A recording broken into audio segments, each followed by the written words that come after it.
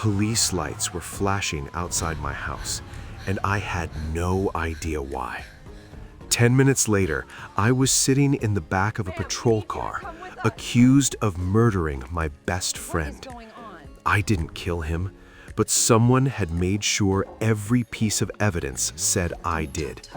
And that was only the beginning of the nightmare. I knew I was in trouble the moment I saw the police lights flashing through my bedroom window. At first, I thought they were passing by. Sirens were rare in our town, but not impossible. I sat up in bed, listening. The sound didn't fade. Doors slammed outside. Voices, footsteps on gravel coming toward my house. Then, someone pounded on my front door. "Emily Carter, open the door." My heart dropped so hard it felt like I'd missed a step on a staircase. I hadn't done anything, and yet, deep down, I felt something terrible had already begun. 10 minutes later, I was sitting in the back of a police car, barefoot, wrapped in a thin blanket, watching my neighbors gather under their porch lights. They were staring at me, whispering. Some looked shocked, some looked satisfied. I leaned forward, my voice shaking. "What's happening? Why am I here?" The officer in the front seat didn't turn around. "You know exactly why." I didn't, and that was the most terrifying part. At the station, they showed me the photograph. I wish they hadn't. Daniel Harper lay on the floor of his bookstore, blood pooled beneath his head, eyes open, frozen in surprise. Daniel had been my friend, my closest friend in town, and according to the police, I was the last person who saw him alive. "I left at 6, I said for the 10th time. "He was fine. We were talking about the festival this weekend." Detective Lawson leaned back in his chair, studying me. "Then how do you explain this?" He slid a plastic evidence bag across the table. Inside was a knife. My kitchen knife. My fingerprints on the handle. My stomach twisted so violently I thought I might pass out. "That's not possible," I whispered. But even as I said it, I knew how it looked. They released me the next morning for lack of immediate evidence, but the damage was done. By noon, everyone in town knew. People stopped talking when I entered the grocery store. The cashier wouldn't meet my eyes. Someone had spray painted "murderer" across my mailbox. I sat in my car afterward, gripping the steering wheel, breathing hard, trying not to scream. Someone had set me up. But who and why? That night, I couldn't sleep. Every creak of the house sounded like footsteps. Every shadow looked like a figure watching me. Around midnight, I remembered something. Daniel had seemed nervous the last time I saw him. He kept glancing at the back door of the shop, like he expected someone. I asked him if he was okay. He smiled and said, "Just tired." It hadn't been true. I knew it now. And if I wanted to survive this, I needed to find out what he'd been afraid of. The bookstore was still sealed with police tape, but small towns have lazy security.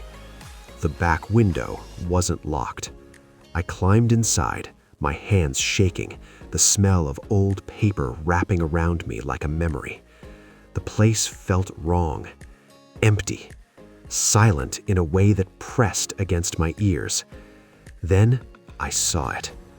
Daniel's desk drawer was slightly open, and inside was a notebook I had never seen before. And written on the first page was a single sentence. "If anything happens to me, it's because I found out the truth about the river project." I frowned. River project? Our town council had been talking about developing land near the river for months. It seemed harmless, boring even. Why would that get Daniel killed? A floorboard creaked behind me. I froze. Someone else was in the bookstore. My pulse roared in my ears as I turned slowly. But the aisle behind me was empty.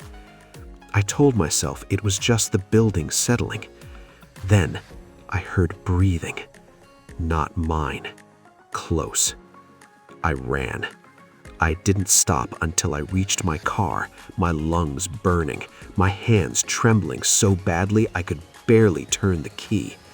Someone had been there, watching me, and now they knew I was looking for answers. The next morning, I went to the town records office. If the river project mattered, I needed to know why. Mrs. Klein, the elderly clerk, gave me a tight smile. "You shouldn't be here, Emily." "I just need to see the development permits." Her smile faded. "They're not available." "Why not?" "They just aren't." Her voice wasn't firm. It was afraid. That was when I knew something was very, very wrong. That night, I found the truth. Not in an office, not in a file, but in Daniel's notebook. I'd taken it with me from the bookstore, and on the last pages, he had written everything. The river project wasn't development. It was a cover. A private company had been dumping chemical waste upstream for years. The town council knew. They'd been paid to stay quiet. Daniel had discovered it while researching local history. He had planned to expose them, and someone had stopped him. I sat at my kitchen table, staring at the notebook, my mind racing.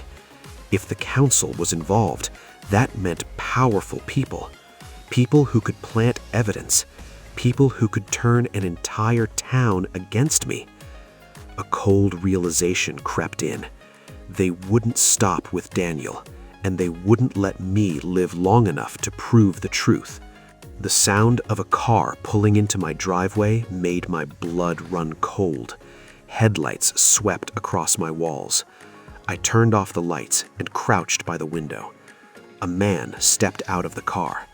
I recognized him instantly. Tom Bennett, the quiet maintenance worker from the town hall.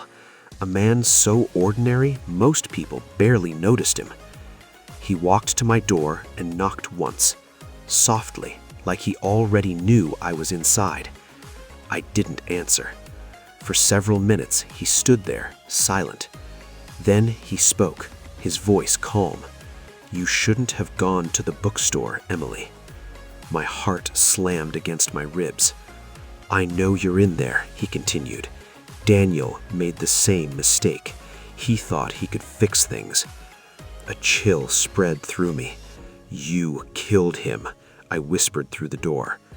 There was a pause. Then he said, almost kindly, "I didn't want to, but people like Daniel and people like you don't understand what happens when money disappears, when jobs disappear. This town would die. You framed me." Yes, the word was simple, matter of fact, like he was discussing the weather. I called 911 while he was still outside, and for the first time, luck was on my side. Tom didn't run. He stayed, because he believed he was right. When the police arrived, he was sitting on my porch, waiting. And when they searched his car, they found Daniel's phone and the chemicals Daniel had documented, and enough evidence to destroy everyone involved. The trial lasted months. The company executives were arrested. Several council members resigned in disgrace. And Tom Bennett, the quiet man no one noticed, was convicted of murder. In court, he never looked at me, not once. Sometimes I still wake up at night hearing that knock on the door in my dreams. Sometimes I still see the way my neighbors looked at me, like I was already guilty. That's the thing about being framed. Even when you're proven innocent, part of the shadow never leaves. But Daniel got justice, and the river runs clean again. So I keep living, even if I always double-check the locks, even if every siren still make my heart skip, because I know how quickly an ordinary life can turn into a nightmare, and how close I came to never escaping it.